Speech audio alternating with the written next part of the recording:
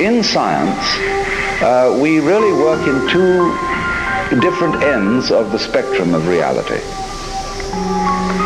We can deal with problems in which there are very few variables, or we can deal with problems in which there are almost infinitely many variables. But in between, we're pretty helpless. In other words, the average person cannot think through a problem involving more than 3 variables without a pencil in his hand. That's why, for example, it's difficult to learn complex music. Think of an organist who has 2 keyboards or 3 keyboards to work with his hands, and each hand is doing a different rhythm. And then his feet on the pedals, he can be doing a different rhythm with each foot. Now that's a difficult thing for people to learn to do, just like to rub your stomach in a circle and pat your head at the same time takes a little skill. Now, most problems with which we deal in everyday life involve far more than 3 variables. And we are really incapable of thinking about them. Actually, the way we think about most of our problems is simply going through the motions of thinking. We don't really think about them. We do most of our decision-making by hunch.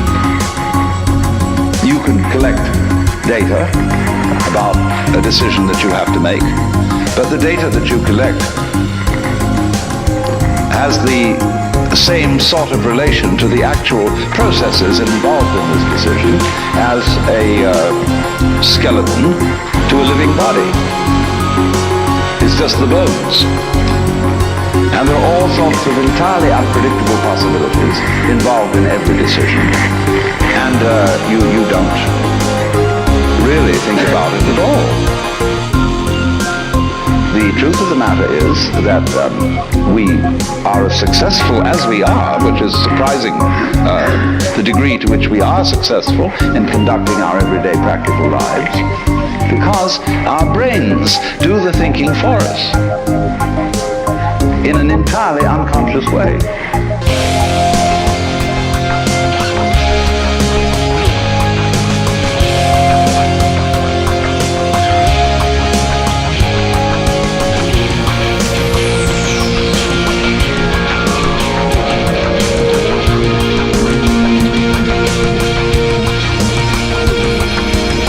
The brain is far more complex than any computer. The brain is, in fact, the most complex known object in the universe, because our neurologists don't understand it.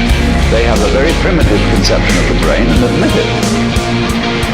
And therefore, if we do not understand our own brains, that simply shows that our brains are a great deal more intelligent than we are. Meaning by we, the thing that we have identified ourselves with. Instead of being sensible and identifying ourselves with our brains, we identify ourselves with a very small operation of the brain, which is the faculty of conscious attention, which is a sort of radar that we have that scans the environment for unusual features. And we think we are that, and we are nothing of the kind. That's just a little trick we do. So actually, our brain is analyzing all sensory input all the time. Analyzing all the things you don't notice, don't think about, don't have even names for. And so it is this marvelous complex goings-on which is responsible for our being able to adapt ourselves intelligently to the rest of the physical world. The brain is furthermore an operation of the physical world. But now you see, though, we get back to this question. Physical world. This is a concept. This is simply an idea. And if you want to ask me to differentiate between the physical and the spiritual, I will not put the spiritual in the same class as the abstract.